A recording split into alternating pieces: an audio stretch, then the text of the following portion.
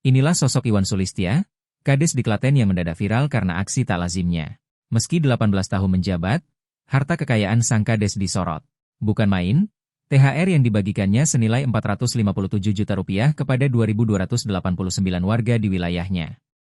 Diketahui Iwan membagikan uang tunjangan hari raya, THR, kepada warganya sebanyak 2.289 jiwa. Iwan secara serentak membagikan uang THR Rp200.000 untuk satu orang warganya. Secara total Kades itu mengeluarkan uang THR sebanyak Rp457 juta untuk seluruh warga. Seorang ibu bernama Sunipah misalnya, ia terharu saat menerima THR Rp1,6 juta dari kadesnya tersebut.